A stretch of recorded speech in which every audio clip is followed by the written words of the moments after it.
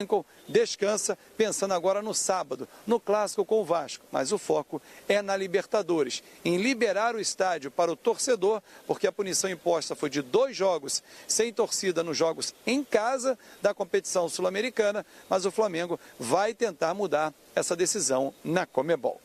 Direto da Ilha do Urubu, Fábio Azevedo para os canais Fox Sports. Valeu, obrigado, Fábio Azevedo. Vamos ouvir agora o que disseram, então, o técnico Paulo César Carpegiani e o presidente do Flamengo, depois de mais essa vitória do Flamengo, que segue 100% na Taça Guanabara. Quanto ao resultado, é sempre bom vencer, que é em cima de vitórias é que você consegue corrigir, apesar de nós estar sempre trocando a equipe.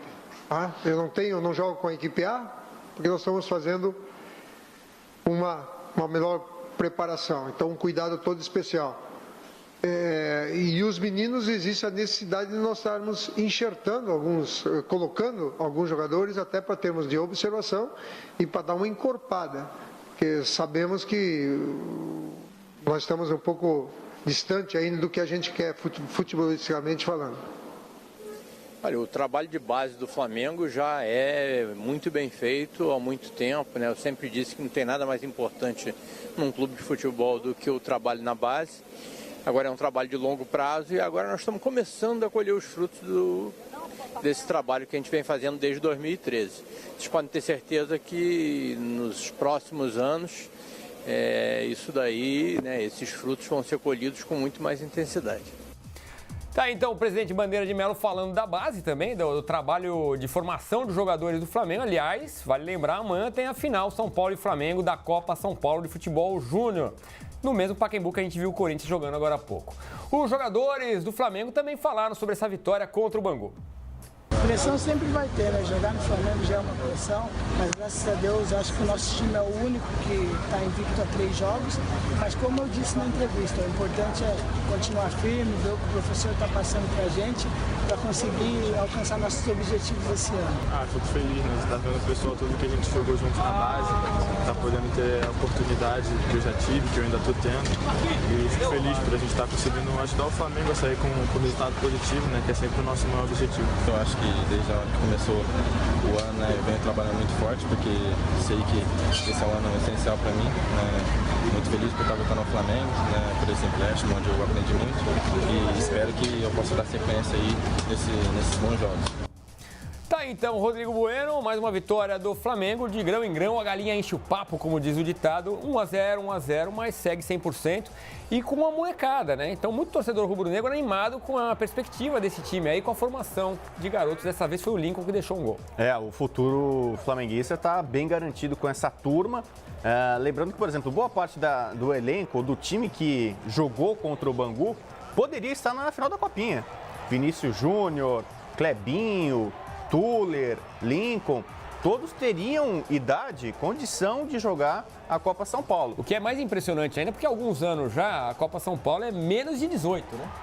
Ela voltou a ser sub-20, ela recuou alguns anos para sub-18, voltou a ser sub-20. Então, o Flamengo tem, no time que atuou hoje, venceu o Bangu, vários jogadores, Jean Lucas, né, que poderiam estar servindo a equipe sub-20 na Copinha. Alguns, inclusive, foram aproveitados no Carioca e vão atuar amanhã, né? Que é o caso do PP, por exemplo, um destaque, já fez gol, viajou para enfrentar o São Paulo na decisão. O Flamengo vai um pouco mais encorpado para a Copinha, mas é mais ou menos uma Copinha, esse campeonato estadual do Rio, para o Flamengo, o que é muito positivo. O Carpegiani, além de conhecer muito de futebol, não só por ter sido um grande jogador, mas ele trabalhou, né? Teve clube, então ele tem um olhar clínico para enxergar talentos. O Adriano foi um deles, né? O Adriano Imperador. Então ele sabe trabalhar com garotada, com molecada, com base. Ele dá confiança, é um técnico ousado, joga o time para frente. Ele pensa na qualidade do jogo. Tanto que o Flamengo tá vencendo, ele não é se iludindo. Ele tem cobrado, o resultado é legal, ganhar é bacana, tal, mas tem que convencer. Ele está cobrando melhor a velocidade do Vinícius Júnior. Vinícius Júnior, quando teve a oportunidade para variar no contra-ataque, ele, quando tem campo para jogar, é um avião, vai para cima da defesa, sofreu muito o Bangu com o Vinícius Júnior na segunda etapa. O Paquetá, que foi já um destaque na temporada passada, especialmente no segundo semestre, Copa Sul-Americana e tudo mais, virou um líder aí, né? Uma referência. nesse time tão jovem, tão garoto. O Flamengo estreou no Campeonato Carioca com um time que tinha média de idade de 19 anos. A estreia, média de 19 anos. O jogo de hoje é mais ou menos por aí, talvez um pouquinho mais. O Rodinei, o Rodilindo, puxa um pouquinho a média para cima. Mas é por aí, não chega a 20 anos a média. E o Paquetá já posa de um jogador experiente, de uma referência nessa equipe. Paquetá também se soltando ainda mais, deu um bonito chapéu na partida, fazendo jogadas de efeito. Com o Carpegiani, o trabalho do Rueda continua. O Rueda deu muito espaço para a base do Flamengo. O Carpegiani vai continuar com esse trabalho, mas acho que vai soltar ainda mais a garotada. Jogando na Ilha do Urubu, o Flamengo se sente ainda mais à vontade os moleques. O Vinícius Júnior, todos os gols que ele faz pelo Flamengo até agora no profissional, foi nessa casa, né? Alugada, mas é a casa rubro-negra. Eu ouvi alguns torcedores rubro-negros dizendo que o que falta para o Vinícius Júnior é pontaria, um bom chute. Você concorda com isso? Que o chute dele ainda não é muito forte? Isso acontece com muita gente. O Robinho, no começo da carreira, era assim. O Robinho fazia grandes jogadas, rei da pedalada, driblava muito, mas a finalização dele não era muito forte. Mas isso com treinamento se resolve, né? Não é um fundamento. Com o tempo, com o treinamento, ele pode aperfeiçoar essa condição. Uma vez eu falei aqui, o Vinícius Júnior é peladeiro. Muita gente entendeu do ponto de vista pejorativo. O peladeiro não quer dizer que o cara é ruim, né? O Ronaldinho Gaúcho foi um grande peladeiro, né? Denilson e tal. Toninho Cerezo. São malabaristas da bola, artistas, caras que fazem coisa diferente. Você vê o vídeo mesmo quando o Real Madrid comprou o Vinícius Júnior, fez um vídeo mostrando ele dando 3 chapéus num jogador no mesmo lance. Isso não é muito coisa de futebol profissional, parece mais pelada, né? É coisa muito lúdica, muito divertida. Só que quando ele entrou no time principal do Flamengo, ele teve que ser, digamos assim, catequizado. Cumprir mais ordens táticas, voltar mais para marcar. Por isso que ele teve mais dificuldade em alguns jogos, encontrar uma marcação mais cerrada pela frente, ter que furar uma defesa, furar linhas. Aí começa a complicar a vida um pouco para ele. Aquele mundo cor-de-rosa, né? De fantasia, da base, que ele pegava a bola e ia para qualquer lugar, fazia qualquer coisa e tal. No profissional não é bem assim. E hoje acho que ele tá mais pronto, tá mais preparado. Ele vem evoluindo nesse sentido e acho que quando ele chegar para a Europa, não sei se vai ser a tendência que seja no meio do ano, ainda mais pela crise do Real Madrid, ele vai chegar um jogador mais pronto, com mais consciência tática e talvez até com um melhor poder de finalização. Você vê que boa parte dos gols que ele faz são gols ali de pertinho do gol. Gol na grande área, gol na pequena área, como foi na partida anterior. Que aí a chance de você errar o alvo é menor. Ou assim, em lançamento, ele explorando a velocidade e encontrando o goleiro também já marcou. Agora, a gente falava agora há pouco do Clássico Paulista desse final de semana. No sábado tem Corinthians e São Paulo e tem também Flamengo e Vasco. Também no sábado temos um encontro importante. Aí daqui a pouco a gente vai falar no Central Fox da derrota do Vasco nesta quarta-feira. Perdeu para Cabo Friense por 2-1. Clássico São Paulo, Clássico no Rio também. E muita rivalidade em campo. E uma situação um pouco similar com o Clássico de São Paulo. Eu falei, o Corinthians é um time muito mais pronto e está mais azeitado contra um São Paulo que está cheio de problemas, inclusive administrativos e tal. Flamengo e Vasco é mais ou menos a mesma situação. Um time que está muito bem azeitado, é o melhor time do Rio. Se você pegar a classificação do Campeonato Brasileiro, vai dizer isso. Se você pegar o investimento, vai dizer isso. Se você pegar a base, inclusive com um time finalista da Copinha, mesmo com desfalques, o Flamengo hoje é favorito contra o Vasco.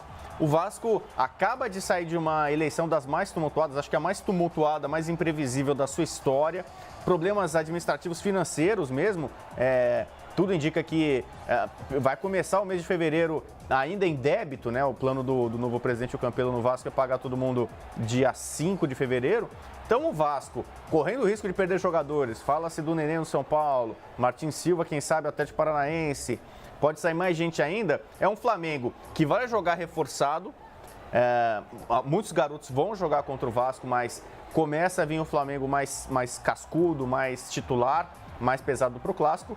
E o Vasco a gente ainda está vendo muito problema. O Vasco está sofrendo nesse começo de temporada de todas as formas, inclusive dentro de campo. O Zé Ricardo ainda não conseguiu encaixar o time, o Vasco tem sofrido na mão dos pequenos. Né? Então, para abrir o olho, para não sofrer demais contra o maior rival. O torcedor rubro-negro não está eufórico, mas vê aí boas perspectivas. Só o fato do Carpegiani começar com um olhar mais preocupado para os garotos já é uma boa notícia. O Flamengo tem tudo para embalar. Quando voltarem aí jogadores importantes ainda, o Diego Alves, o Diego, então pode sim fazer uma boa temporada em 2018. Vamos dar uma olhada no primeiro gol do Lincoln pelo time profissional. Foi muito comemorado pela família do jogador, olha aí. Viemos de outro estado, que somos capixaba, né? E veio engateando desde 2012, engateando, e surgiu a oportunidade, subiram ele e veio o gol, graças a Deus, tá dando tudo certo. O Flamengo está em busca de um 9 para esse ano. Será que essa camisa aí, quem sabe, vai cair como uma luva nele? Hoje ele já mostrou servido. Isso aí a gente deixa pro Flamengo e Papai do Céu. Se os dois conciliar, vamos que vamos. O coração acelerou na hora do gol. Eu logo olhei com bandeirinha. Falei, será que é impedimento? Não é possível, né? Mas graças a Deus o primeiro gol saiu. Esse aí vai ser o primeiro de muitos. Conseguiu gravar com o celular ou não? Não, porque se eu ficar gravando não consigo ver o jogo direito. Mas eu queria ter gravado. Mas depois eu pego. Agora, você imaginava que ele fosse conseguir estrear tão jovem com a camisa do Flamengo e, poxa, início de temporada agora, já sair metendo gol?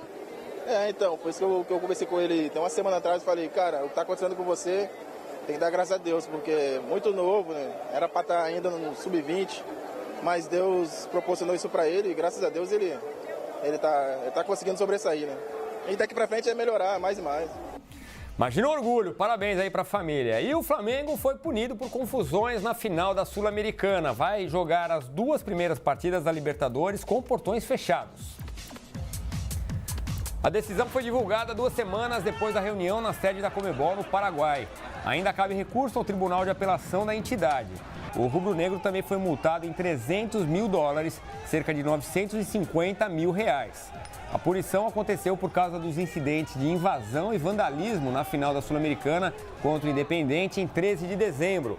No processo, o tribunal cita lançamento de objetos em campo, uso de fogos de artifício, danos causados, falta de ordem e também falha na identificação dos vândalos e na execução de medidas para evitar a confusão.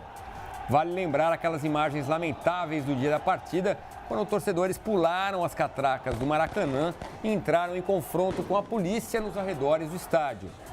Se a punição for mantida, o Flamengo vai jogar de portões fechados contra o River Plate da Argentina e contra um adversário que vai ser definido nas primeiras fases da Libertadores.